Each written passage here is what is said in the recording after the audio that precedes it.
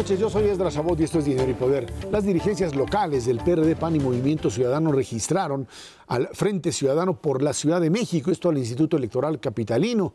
El PAN dijo que es la antesala de un acuerdo de coalición electoral más amplia para un gobierno de coalición. El PRD señaló que el objetivo es la apertura política y de opiniones para poder integrar una nueva visión de la ciudad. Movimiento Ciudadano sostiene que también crearán una agenda legislativa común.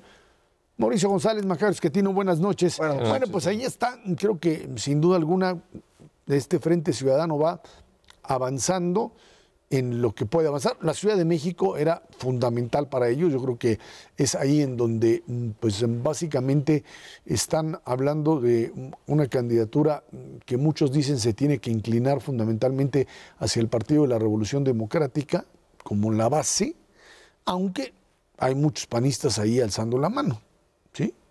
Los panistas, está Xochitl Gálvez que dice que ella quiere ser también, así como Mancera dice que quiere todavía ir a la grande, entonces si Mancera y Silvano quieren ir a la grande, pues también Xochitl o cualquiera de los panistas que pueden pelear la Ciudad de México lo pueden hacer.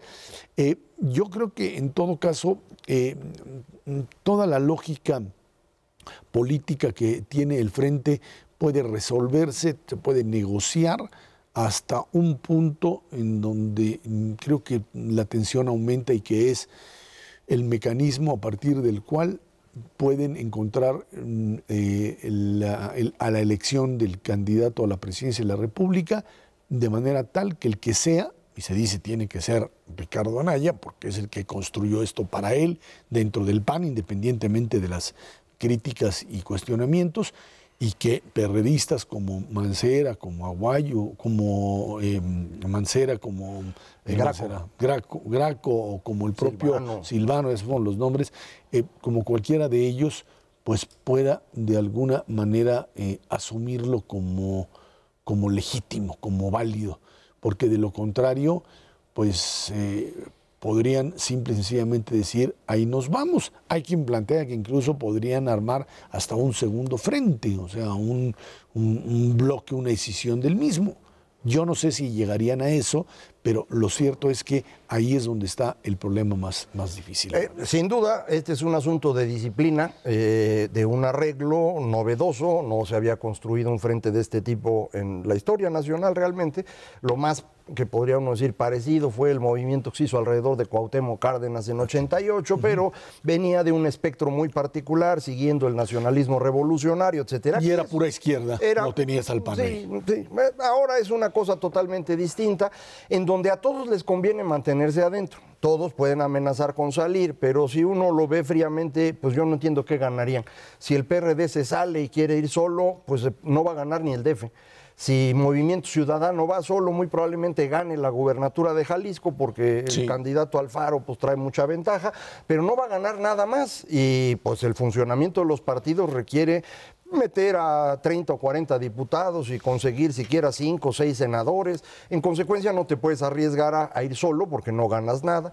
Creo que Acción Nacional puede ir solo, no sería competitivo tal vez a nivel presidencial, aunque yo no estoy seguro de ello, pero pues ellos les serviría más. El asunto dentro del PAN es que el control de esa institución lo tiene por completo el señor Anaya, y por eso hay una gran cantidad de gente que dice pues que el señor Anaya es bien mala onda porque pues no cumple lo que prometió y no les da espacio y demás. Y se agandalló todo. Pues sí, pero yo quisiera insistir en que esto de la política funciona de esa manera. O sea, uno no está repartiendo cacahuates o dulces, uno está luchando por el poder. Y a lo mejor a algunos no les gusta ese procedimiento, hay procedimientos distintos, pero no son esencialmente buenas personas los que resultan ser buenos políticos, y eso hay que tenerlo en mente. No, bueno, también tenías el ejemplo de Roberto Madrazo en el PRI, que hizo exactamente lo mismo. Roberto Madrazo armó, se agandalló el partido, sacó a todo mundo y se lanzó como candidato presidencial y fue un desastre. Que esto sea diferente porque tienes un frente y porque no es el PRI, etcétera,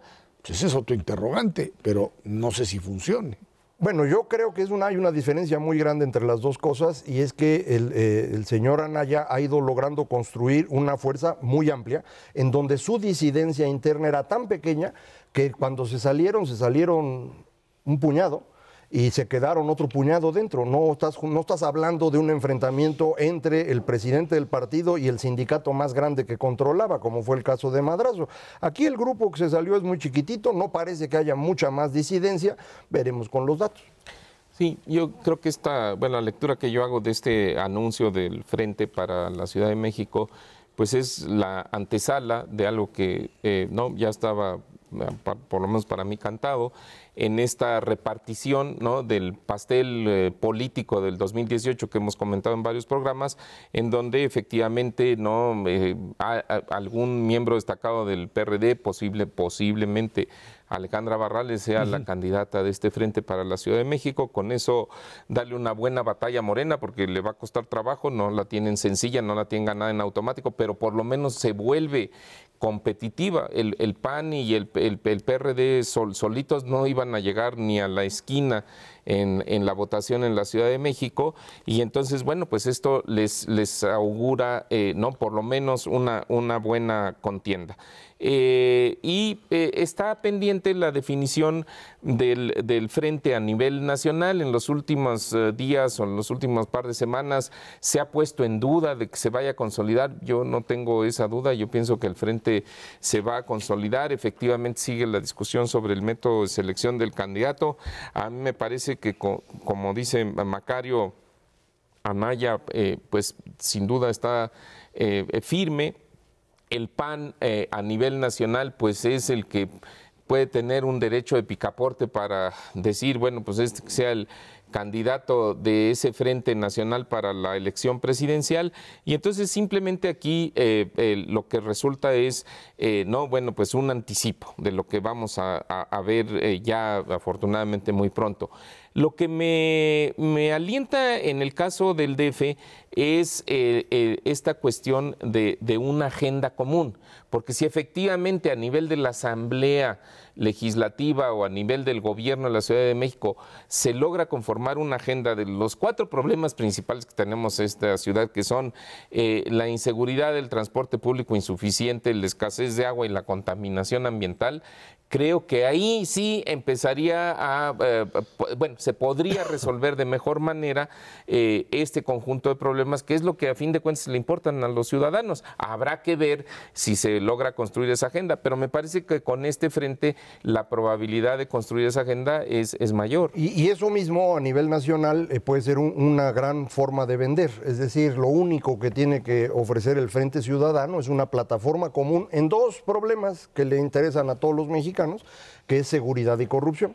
Esos 2 son los que le preocupan a todos, y fuera de eso creo que debería, si quieren ganar, aprender de lo que ha estado pasando en el resto del mundo y empezar a moverse a lo que yo le he llamado la política de nicho.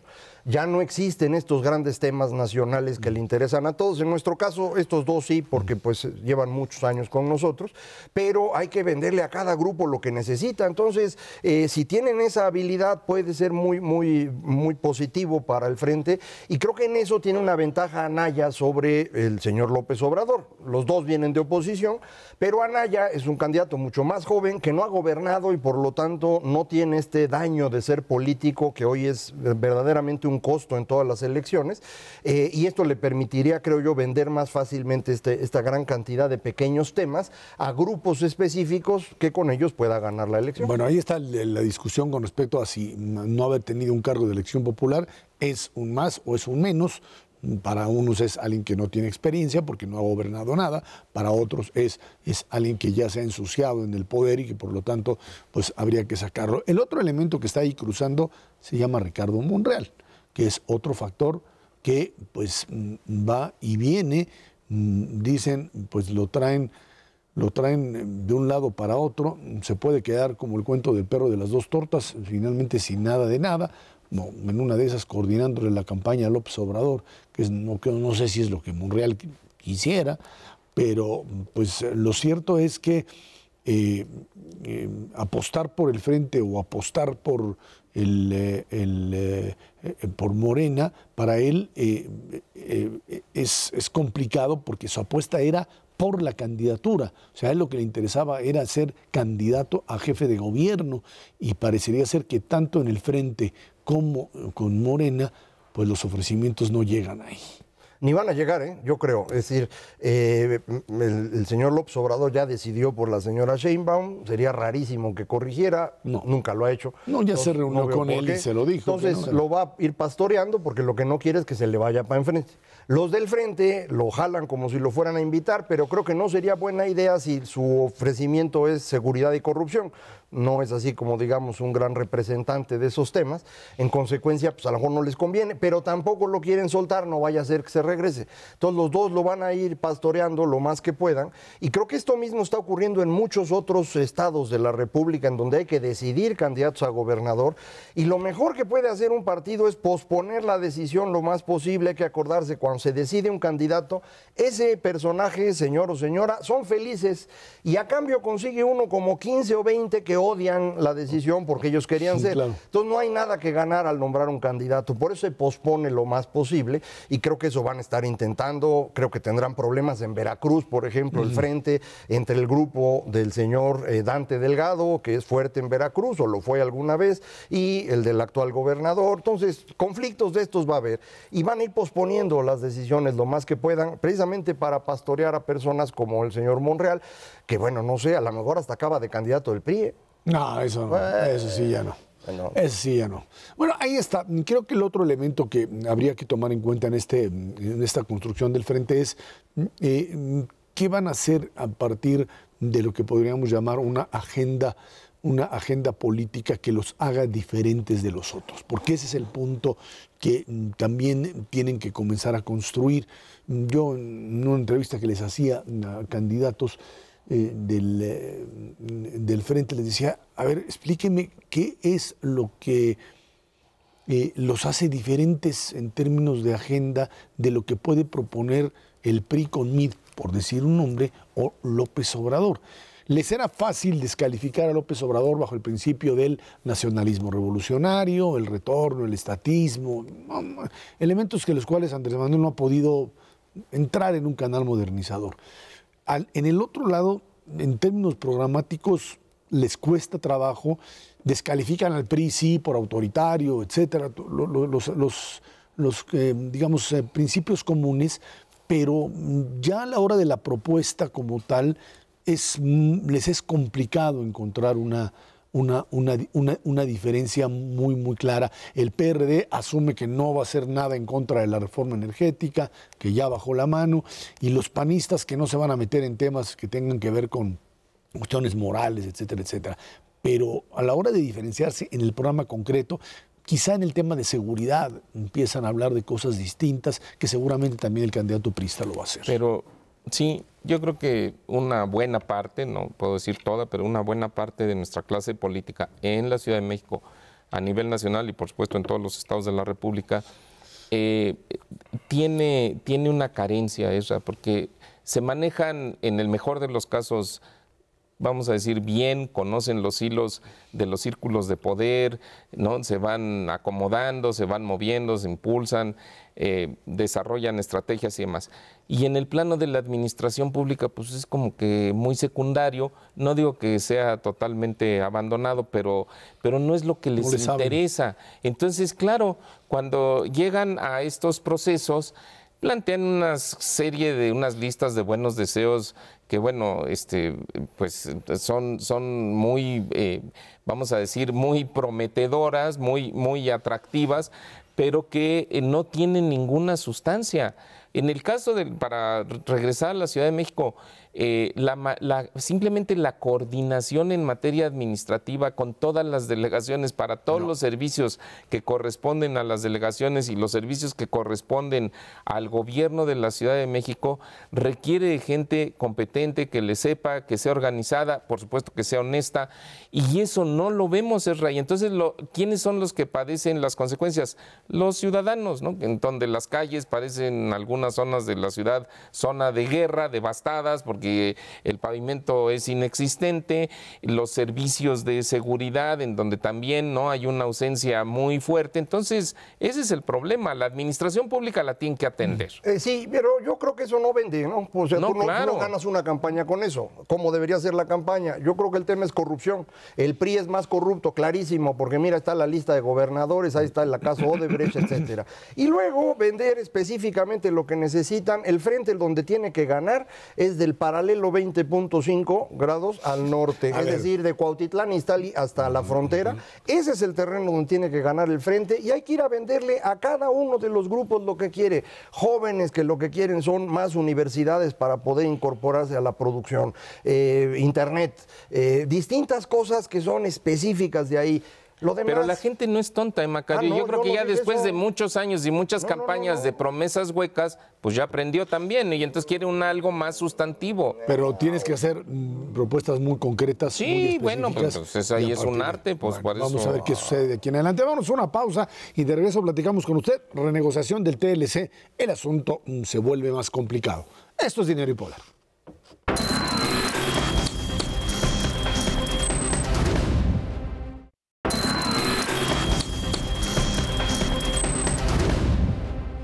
En la quinta ronda de negociaciones para modernizar, dicen, el Tratado de Libre Comercio de América del Norte, México propondrá hacer una evaluación rigurosa del pacto cada 5 años como alternativa a la llamada cláusula de determinación anticipada propuesta por los Estados Unidos. El secretario de Economía, Ildefonso Guajardo, dijo que la propuesta es hacer un compromiso de que cada 5 años se evalúe lo que ha ido pasando. La quinta ronda inició ayer con mesas protocolarias y temas también difíciles como el textil, servicios y propiedad intelectual. En esta ocasión no estarán presentes ninguno de los ministros, ninguno de los secretarios de Estado y ministros ligados al tema, en algo que Mauricio Macario me parecería sería importante destacar, hacer a un lado, más que nada a Robert Lighthizer, que es al que hay que deshacerse de él rápidamente, y si podemos mandarlo de vacaciones a Timbuktu sería pues un gran logro. Después de las declaraciones del señor Wilbur Ross, en el sentido de que si se cae el tratado, México se vendría para abajo, sería una catástrofe, metido en un problema muy serio él y el gobierno de Trump, como lo ha estado desde hace tiempo. Bueno, pues ahora lo que decidieron es dejarle la negociación a los técnicos, dejar de hacer ruido en algo que para algunos dicen puede ser por lo menos un momento de avance en cuestiones técnicas, aunque el tema político, en términos fundamentalmente de cosas como reglas de origen, como el tema de la temporalidad de los cultivos o de la venta de compra-venta de productos agrícolas, y el tema textil, en donde también están intentando meter restricciones bastante difíciles de aceptar, pues ahí el asunto va a estar bastante complicado, Mauricio. Sí. Bueno, yo creo que va a estar menos complicado de lo que parecía al final de la última ronda, donde mucha gente, empezando por algunos de nuestros altos funcionarios, pues fueron preparando el terreno porque veían que Estados Unidos podría anunciar su salida del Tratado de Libre Comercio. Creo que esta quinta ronda anima en el sentido, por varias razones, Ezra. Primero porque, como efectivamente dices, se va a dar entre técnicos, no entre políticos. Y los técnicos, no quiero decir que su trabajo sea fácil, es bien difícil, pero son equipos que ya llevan muchos años de trabajar, de reunirse y de discutir estos temas. Se reunieron por años, literalmente por años, discutiendo el acuerdo transpacífico, y se pusieron de acuerdo en estos temas que dices, agropecuario, textil y el acero y todas estas cosas que no son sencillas, pero lograron finalmente ponerse de acuerdo. El que echó a perder ese arreglo fue el señor Trump cuando llegó al poder, y fue la primera acción importante que declaró, que era que Estados Unidos se salía del TPP. Entonces, en ese sentido, creo que esta ronda habrá avances. No quiere decir que está garantizado que vaya a haber un acuerdo, pero finalmente creo que habla de cierta sensatez de todos los países participantes, pues de que todavía de avanzar en lo que se puede avanzar y dejar lo más complicado para el final. Eso quiere decir que va a haber calambres, o sea, calambres, va a haber otras amenazas al estilo del señor Trump, que ya sabemos cuál es su cantaleta, y que ahora se le suma como un coro su secretario de Comercio, Wilbur Ross, diciendo que las consecuencias para México de que Estados Unidos, de que no haya tratado de libre comercio serían devastadoras. Yo creo que el señor Ross está perfectamente equivocado, y porque simplemente no considera el efecto neutralizador que tendría el tipo de cambio. El tipo de cambio, al estar libre, ya lo hemos visto, cuando se percibe que el Tratado de Libre Comercio puede estar en riesgo, el tipo de cambio se debilita. Y por lo tanto, lo hemos dicho aquí ya muchas veces, pero vale la pena repetirlo, a ver si se transmite, ¿no?, dinero y poder allá en Washington. Dilo en y el inglés. señor Ross, con todo gusto, hasta en francés, si se puede, ¿no?, para que le quede muy claro que en la medida en la que sus declaraciones ponen nervioso al mercado cambiario, el tipo de cambio se sube 4 o 5%, y si Estados Unidos se sale del Tratado de Libre Comercio, los impuestos en promedio a las manufacturas mexicanas en los Estados Unidos serían del 3,5%, pues ya no hay un daño ni ningún efecto devastador.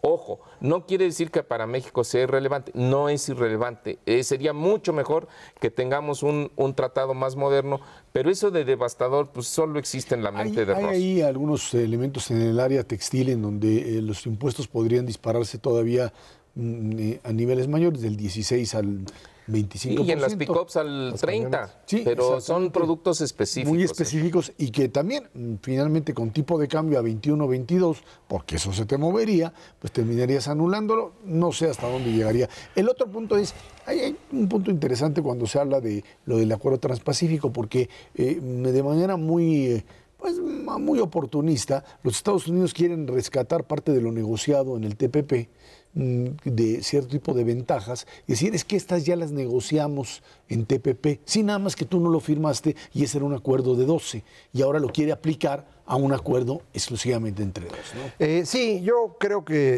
el señor Trump le está causando un daño muy grave, y es realmente un panorama devastador el que tiene en Estados Unidos, no aquí. Es decir, quien realmente va a resultar muy dañado por todo esto es Estados Unidos. Yo estaba muy preocupado de que como resultado de la gira por Asia y en condiciones de sacar adelante la reforma fiscal, el señor Trump aprovechara para salirse ahorita.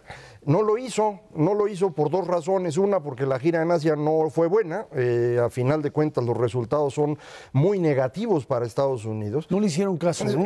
Pero eso es muy negativo. O sea, no puede ser el país más importante del mundo, ir a China y que nadie te haga caso, ir a Japón y que Japón decida ser el líder del TPP con 11, ya sin Estados Unidos. Y bueno, en general fue un gran fracaso. Ayer quiso el señor promocionar su gira y no tuvo con qué. Entonces, pues eso ya no sirvió. Juntaron ya su reforma fiscal con el tema del Obamacare, lo cual hace prácticamente inviable la reforma. Entonces, pues en esas condiciones ya no se salió, y yo creo que si ya no se salió ahorita, ya no se salió. Es decir, vamos a tener, como bien decía Mauricio, amenazas, calambres, que de vez en cuando el señor Ross nos diga que el mundo se va a acabar y México primero, pues es cosa de irlos pastoreando. Creo que la propuesta que está haciendo Ildefonso Guajardo es adecuada. Vamos revisando cada 5 años qué cosas funcionan, cuáles no, y en ese caso se procede a renegociar pedacitos. Muy útil, sobre todo en una economía cada vez más dinámica. La falta de estas evaluaciones quinquenales en el tiempo que llevamos del tratado, pues no han permitido incorporar cuestiones como el comercio electrónico de manera más eficiente o corregir algunos detalles, pero pues fuera de eso yo creo que el panorama en este momento se ve bastante mejor de lo que estaba al término de la cuarta ronda e incluso al inicio de esta semana. Entonces yo creo que no hay que estar tan preocupado.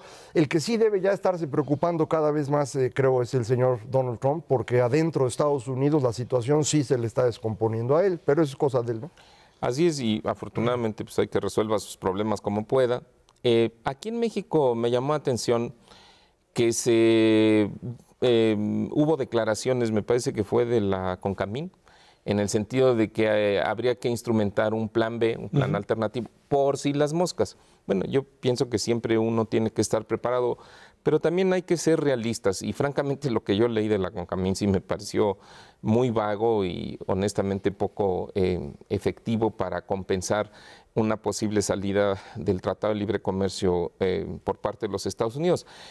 Y hablaba en esta estrategia que, insisto, me pareció demasiado vaga, pues de que habría que apoyar algunos productos. Tú mencionabas algunos productos textiles, algunos automóviles específicos, que en donde algunos productos agropecuarios donde se puedan poner tarifas a las exportaciones mexicanas que sean más arriba de este de 3,5, 4% que se tiene en los aranceles según la Organización Mundial del Comercio.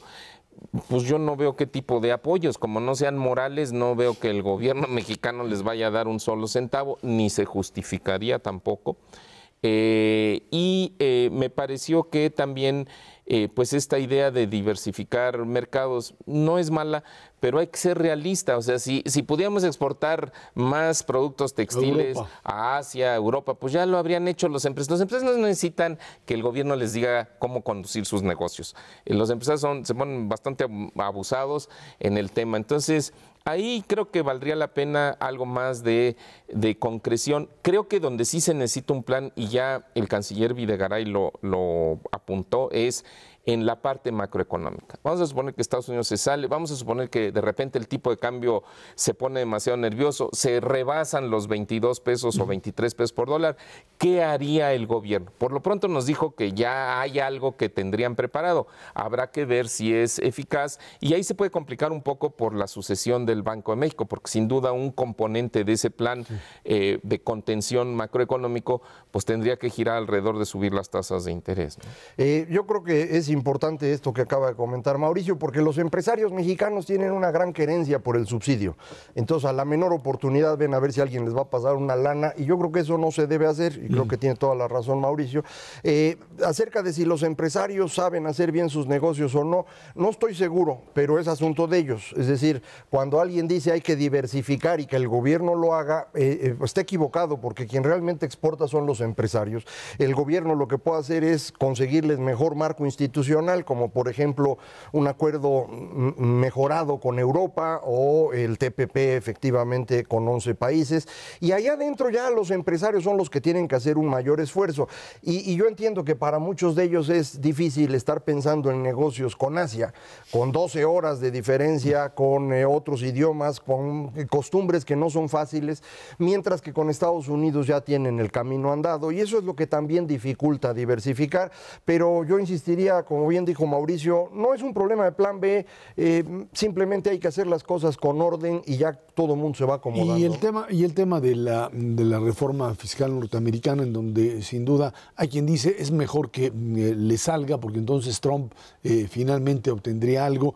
Yo creo que sería mucho más dañina una reforma fiscal norteamericana que pudiese bajar al 20% el impuesto a las empresas.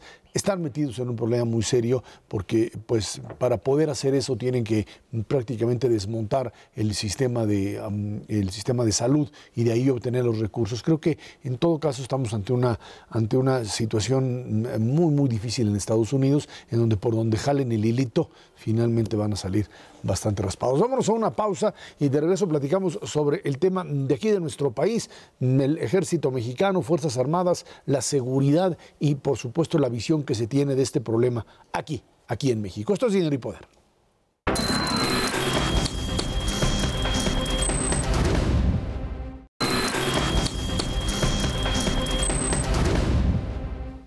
El presidente Peña Nieto recriminó que las instituciones de seguridad y las corporaciones policíacas sean blanco de críticas y de lo que él llama bullying. Esto durante el Foro Nacional Sumemos Causas por la Seguridad, Ciudadanos y Policías, y advirtió que eso solo desmorona y descalifica a sus integrantes. Antes del presidente, Marilena Morera, presidenta de Causa en Común, criticó que no se hayan cumplido las metas para disminuir los asesinatos y crímenes de alto impacto. Me parece desafortunada la expresión del presidente de la República. Yo creo que es cierto hay por parte de ciertos grupos de la sociedad civil o de estos organismos no gubernamentales esta idea de, en nombre de la defensa de los derechos humanos, pues poner en la mira permanentemente a los cuerpos policíacos o al ejército y criticarlos o cuestionarlos por las acciones. Pero bueno, finalmente de lo que se trata no es de descalificar sistemáticamente a tales agrupaciones, sino que es parte de esta dinámica democrática en donde siempre a la acción propia de un cuerpo policíaco hay una sociedad que trata de encontrar cuáles son los límites legales en los que debe de actuar, por un lado.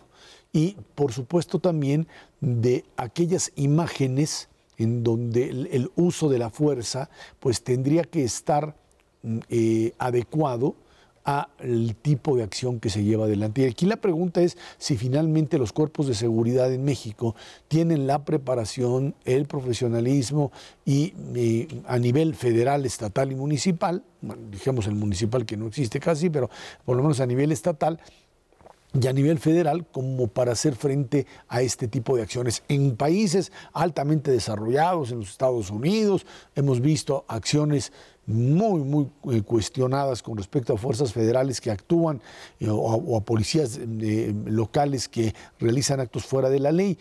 Pero de ahí a situar a las Fuerzas Armadas como una especie así de enemigo público, me parece fuera de lugar. Sí, primera cosa importantísima es que los seres humanos pensamos distinto y frente a cualquier cosa que se haga, siempre va a haber alguien que no está de acuerdo. No importa que sea eso, puede ser algo que beneficie a la inmensa mayoría, alguien no va a estar de acuerdo y el sistema político que queremos usar, que es la democracia, implica pues, que todo el mundo tiene derecho a expresar su opinión y a decir lo que quiera. Y esto, pues, las personas que están en el gobierno tienen que aprender a aguantarlo y a veces se nos desesperan, como el caso del presidente, que además se le ocurrió una palabra que no tiene sentido en este contexto. Sí, claro. Bueno, pues ni modo.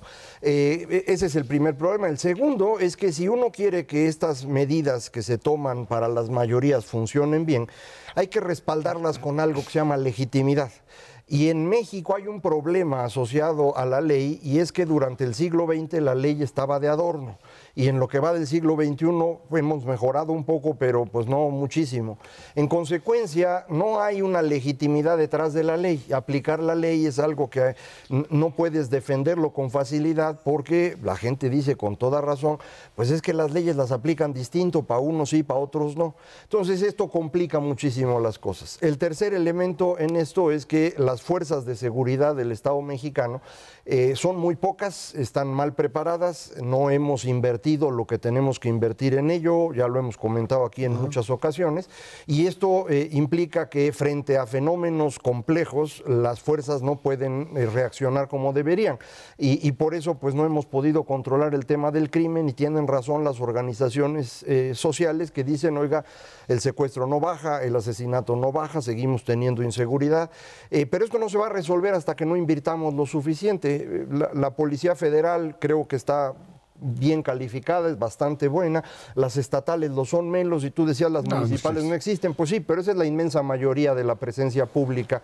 en el país y esto hace que las cosas sean muchísimo más complejas. Creo que deberíamos tratar de entender que si no hacemos una inversión mayor, esto no se va a resolver, pero aún haciendo una inversión mayor, no es fácil el asunto de la aplicación de la fuerza para controlar movimientos, algunos que podrían tener razón y otros no, pero no es fácil. Pongo, por ejemplo, lo que ocurrió en España. Las fuerzas de seguridad del Estado español tratan de impedir el referéndum en Cataluña y pues todas las imágenes son de golpeados y demás. Muchas de esas imágenes incluso son falsas. Falsas, sí, claro. Pero es lo mismo que va a pasar aquí cuando la policía actúe y ya ha pasado en distintos lugares que mezclan imágenes o que las alteran para que se parezca algo más grave, porque hay grupos que algunos legítimamente no están de acuerdo y otros hacen política con base en eso. Entonces, esto requiere pues un esfuerzo muchísimo más coordinado de parte del Estado mexicano con más recursos y pues no es un tema de bullying, ¿no? No. Sí, yo, como dice Macario, diferentes personas pensamos diferentes cosas. Yo no entendí el reclamo o la queja de la señora Morera como la entendieron ustedes. A mí me parece que más bien el reclamo fue cuando menciona que pues no se ha logrado bajar la violencia en el país. Y yo pienso que la respuesta que da el señor presidente Peña Nieto es sobre eso, no tanto sobre el tema de las Fuerzas Armadas, sino yo creo que donde más le dolió es decir, bueno, pues es que la cosa está peor. Y efectivamente a mí me parece que eso no es un problema de bullying, o sea, no es que las organizaciones de la ciudad estén agrediendo al gobierno. Quizás hay un desbalance en las cosas, pero eso siempre ha existido aquí en este país y en todos los países, que es, no se resalta lo bueno que hace el gobierno, pero sí se resalta la falta de resultados que se tiene. Y en este caso, sin duda que este gobierno habrá hecho muchas cosas para tratar de reducir la inseguridad en México. El problema no es ese, el problema es que no lo ha logrado. Y las cifras son clarísimas. Si vemos, y son cifras oficiales del Sistema Nacional de Seguridad, con todos los defectos que puedan tener. Al inicio de esta administración, desde que se empezaron a publicar las cifras ya que están con una cierta metodología, el nivel, por ejemplo, de homicidios violentos andaba alrededor de 1,500 por mes. Estamos últimamente cerca de los 2,500 por mes. Entonces, esa diferencia de 1,000 por mes, pues es notable en todos los estados, porque no es un problema de que los mismos estados de la República que estaban afectados son los que siguen afectados. No, el problema se está extendiendo.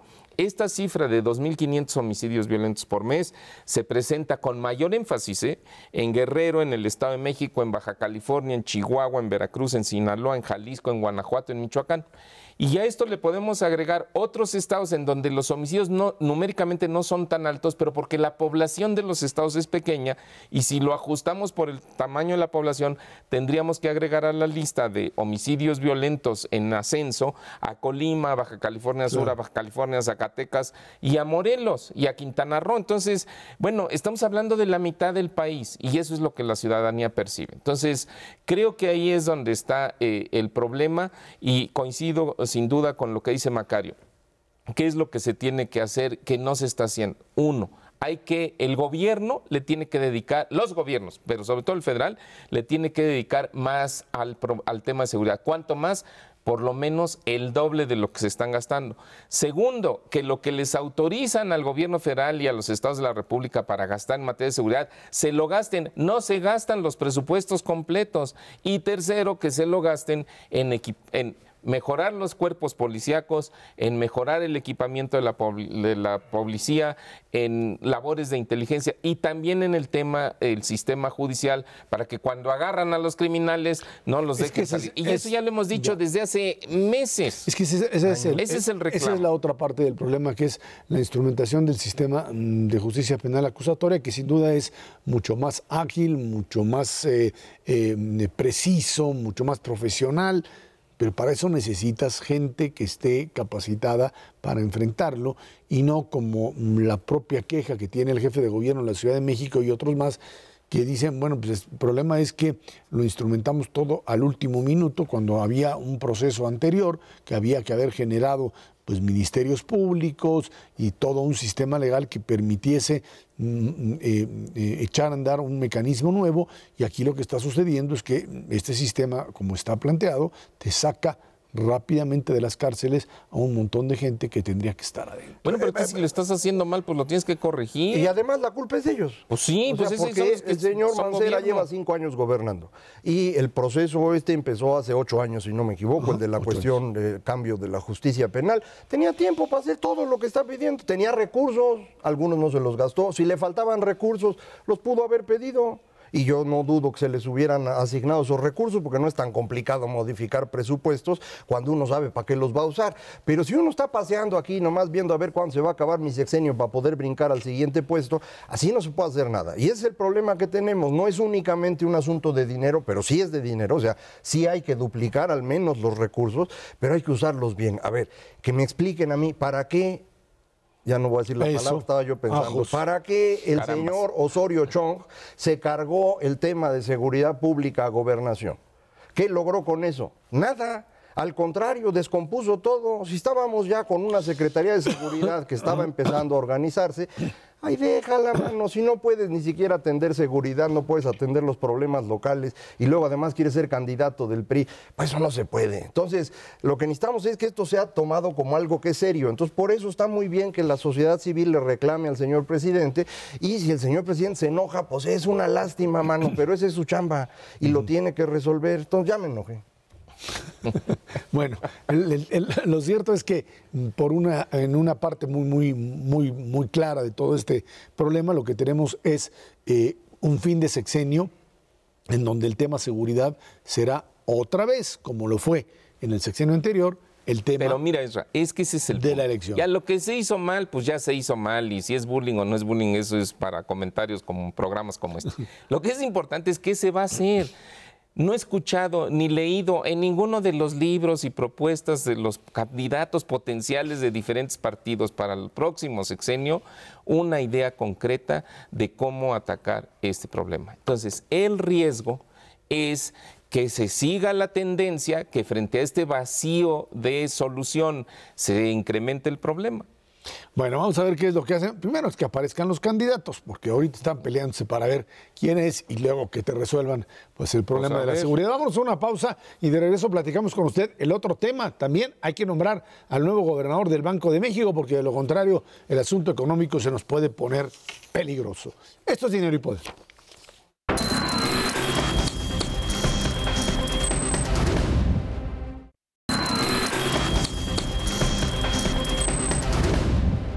El 30 de noviembre será el último día de Agustín Carstens al frente del Banco de México. Para muchos analistas es necesario saber ya quién lo va a sustituir, porque de lo contrario esto pues lanzaría una mala señal a los mercados. Hay 3 candidatos, se habla de José Antonio González Anaya, el actual director de Pemex, Alejandro Díaz de León, subgobernador de Banxico, y Miguel Mesmacher, subsecretario de Hacienda. Y bueno, antes el nombre que daba la vuelta era José Antonio Meade, ya no lo nombran, no sé por qué. Ah, de veras, falta por incluirlo. Algo, ¿no? A lo mejor es una posibilidad. Son 2 semanas, ya son exactamente 14 días los que faltan para esto. Yo me imagino que el señor Carstens ya habrá mandado el menaje de casa a Suiza. Yo creo que ya vació sus oficinas. Entonces no hay ningún obstáculo ya para nombrar al nuevo gobernador. No es que sea indispensable, pero es evidentemente algo muy útil que ya sepas quién va a ser, da tranquilidad a los mercados. En Estados Unidos ya nombraron al nuevo jefe de la Reserva Federal y entra en marzo. Entonces, pues le falta un ratote, pero ya todo el mundo sabe, ya lo van procesando. Aquí convendría, yo creo que si ya se tardaron tanto, lo más lógico es que sea alguien de adentro. Sería una muy mala idea traer a alguien de afuera ahorita, como por ejemplo el señor González Anaya, justo cuando en Pemex estás tratando de medio acomodar las cosas, o al mismo señor Mesmacher, que me parece pues es muy importante ahorita en la Secretaría de Hacienda. Así que el ganador es Alejandro Díaz de León. Yo creo que esa sería la mejor decisión, y creo que no lo hacen simplemente para poder mantener en duda al público acerca del futuro del señor Meade, de manera que la bufalada, como se conoce técnicamente a todos los que se van con el ganador adentro del PRI, pues todavía no se vayan con él, sino que le quede todavía opción al presidente de decidir algo. Es esta terrible dificultad de dejar el poder, creo, lo que está complicando esto, ¿no? Sí, que en el caso del nombramiento del Banco de México, la verdad creo que nunca ha sido buena idea mezclar lo político con lo técnico. El nombramiento, la autonomía del Banco de México lo que demanda es un nombramiento de una persona reconocida y especializada en las cuestiones financieras, y precisamente que puede estar al margen o separado de la vida política del país. Aquí desafortunadamente, bueno, y de hecho en los calendarios así estaba, realmente el que causa esta situación es el propio Agustín Carstens, porque no estaríamos hablando de cambio en el Banco de México si él no le hubieran ofrecido este puesto en Suiza y él hubiera decidido aceptarlo, postergó su salida 6 meses y entonces, bueno, pues se acercó más petición del presidente. ¿no? Pero bueno, en el fondo es que así está. Ahora, yo la verdad veo que hay mucha exageración respecto al asunto, porque el Banco de México es un servicio civil muy sólido, es una institución de edad muy fuerte. Yo creo que después del Ejército y la Armada, el banco, le sigue el Banco de México en materia de organización, de respeto a los procedimientos, realmente de funcionamiento interno. O si no es que igual que la Armada y el Ejército también, ¿no? Entonces, en ese sentido, pues está la Junta de Gobierno. El gobernador es uno más de los miembros de la Junta de Gobierno. No tiene supremacía sobre la Junta de Gobierno. Por lo tanto, en circunstancias normales, el Banco de México puede caminar con o sin gobernador. La coyuntura no ayuda porque, bueno, estamos negociando el Tratado de Libre Comercio, el mercado cambiario está nervioso, con el exterior, los mercados financieros pensaban que se podían bajar las tasas de interés, ya se ve que la inflación no va a estar tan sencilla, hay amenazas, por lo menos en la prensa, de que a lo mejor sube el precio de la gasolina. Yo creo que eso no va a suceder, lo subrayo, pero eso no quiere decir que los medios de comunicación no lo estén planteando. Ya ves cómo son los medios, todo eso, algunos... pues está alterando esta situación. Entonces, efectivamente, es posible que no se haga el anuncio. Todo indica que se va a hacer el anuncio en la próxima semana, pero si no se hiciera, tampoco debe de ser, no es algo grave. El banco seguirá funcionando con sus criterios y demás, y probablemente el anuncio del candidato presidencial del PRI se va a hacer en algún momento de diciembre. Entonces, también estás hablando de una situación de aplazarlo un par de semanas. ¿Tú crees que no? Dice que ya va. No, ya no, yo creo que esto no aguanta más que una semana más, pero bueno, ahí están las fuerzas dándole vuelta. Lo cierto es que, pues, en cuestión de, digamos, política interna dentro del Banco de México, pues no habría ningún problema en manejarse incluso con un interino. El problema es eso lo prevé la ley. Tu contacto con el exterior. El mundo, la estructura financiera internacional sí exige figuras que le permitan y que le sean relativamente sólidas. Yo creo que en ese sentido el Banco de México tiene muchas fichas internas con las cuales puede jugar ese tipo de planteamientos. Y el otro elemento es qué va a hacer Banco de México en diciembre, y es una decisión, yo entiendo, colegiada, pero tiene que haber una cabeza cuando la Reserva Federal suba las tasas y esta expectativa de inflación esté generándose y el banco tenga que decidir si se sostiene en la tasa del 7% o le mete otro cuarto de punto. Pero eso lo va a decidir como ha decidido hasta hoy. Sí. Votan los subgobernadores, yo lo entiendo. Y demás. Pero a mí me parece más importante en términos del nombramiento el que se separe claramente, como dijo Mauricio, política de la parte técnica de la política monetaria. Porque esta generación de confusiones, de decir, oiga, voy a mejor meter al señor Meade, ya honestamente ya a esta altura creo que si decidieran poner a Meade en el Banco de México sería la peor decisión posible. No sé si va a ser candidato o no, pero quiero decir, alguien que ya estuvo 2 sexenios en puestos de muy alto nivel como secretario y que ahora estaba a punto de ser candidato o está a punto de ser candidato del PRI, meterlo al Banco de México sería estarle realmente poniendo una dimensión demasiado política al asunto. Yo no tengo ninguna duda de la capacidad del señor Meade para poder ser un buen gobernador del banco, pero ya no ahora. Es decir, la dinámica en la que estamos, en mi opinión, lo hace inviable. Pero, básicamente por lo último. Por eso. Lo anterior no. Ser secretario de Hacienda o haber sido secretario. Veamos la historia de los gobernadores anteriores. El último gobernador que salió de las filas de Banxico fue don Miguel Mancera, ¿no? Sí. Y después de eso, el gobernador fue Guillermo Ortiz, que fue subsecretario de Hacienda y secretario de Hacienda. Pero aguántame. Presidencial. No, bueno, Pepe Mit no es todavía, hasta donde yo sé, candidato presidencial. Y el otro fue el propio Agustín, que fue subsecretario de Hacienda y secretario de Hacienda. Entonces, es correcto, llegan con una visión diferente, pero precisamente ese es el valor de tener una junta de gobierno en donde el gobernador es solamente uno más. Y efectivamente la realidad de las cosas, pues te va educando, hagas una especie de camisa de fuerza, te va acomodando a la realidad. Entonces, el hecho de que yo realmente ahí no veo un problema en que Meade pueda ser gobernador. Afianzar la discusión. Tiene toda la razón Mauricio, los secretarios de Hacienda Hacienda moverse al Banco de México es algo perfectamente natural y bueno. Normalmente la Junta de Gobierno tiene un par de personas que vienen de la estructura, tiene alguien que viene del sistema financiero privado, tiene alguien que viene de la parte de política fiscal y está muy bien. El asunto aquí es que no es cualquier secretario de Hacienda, es un secretario de Hacienda que fue también canciller, que fue también secretario de Desarrollo Social y que en estos y de energía. Y en estos últimos meses ha sido un precandidato del PRI, que esto es el problema para mí.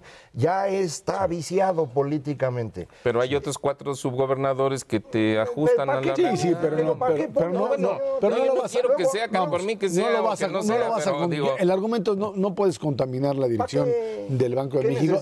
Y yo creo que José Antonio a mí tampoco está interesado en este momento, ni siquiera en este puesto. Están pensando en la grande. También ya vació la Están pensando en la grande y sobre esa están intentando manejar. Aquí hay un punto que yo creo que es fundamental para poder articular la decisión y es este manejo de los tiempos por parte del presidente de la República. Y creo que esa es la parte fundamental. Es en qué momento le doy la certeza económica de tener a alguien que aparezca a nivel interno y externo como un garante, al mismo tiempo que doy el banderazo, no sé si en forma simultánea, si con días de distancia, para un candidato priista que de alguna forma me genere este concepto de, por un lado, continuidad con un proyecto económico y de diferencia, porque no puede apostar a un mismo gobierno, porque perdería con los niveles de aprobación que hoy tiene. Y esa es la jugada que están tratando de armar en el corto plazo. Pues sí, pero ahí no te queda de otra, pues anuncias primero al director del Banco de México, al gobernador, y dos días después si es que el candidato es ¿no? el que estamos hablando, pues entonces lo tienes que anunciar muy rápido, porque si no, entonces sí se te complica a ti como ¿no? La jugada para el sucesor del PRI, es candidato del PRI, el presidente Peña tiene una muy mala fama por muchos errores que ha cometido, sobre todo cuando habla con lo del bullying ahora, lo de Paraguay y demás. Sin embargo, yo creo que es una persona muy capaz en cuestión política y esto es lo que ha sabido administrar muy bien. Entonces a mí no me extrañaría que esto lo tenga ya bastante claro. Yo creo que ya lo tiene decidido. A ver si, como dices, es la próxima semana, hagan las apuestas de una vez, porque se acaba esto, ¿eh? Bueno, Mauricio González Macarios, que tiene muchísimas gracias. Gracias a usted que nos ve y nos escucha aquí en Canal 11 todos los jueves a las 10 de la noche, Dinero y Poder. Estamos en la radio también, Noticias MBS en el 102.5 del FM de lunes a viernes de 5 a 7 de la noche. Por nuestra parte, muchísimas gracias y muy buenas noches.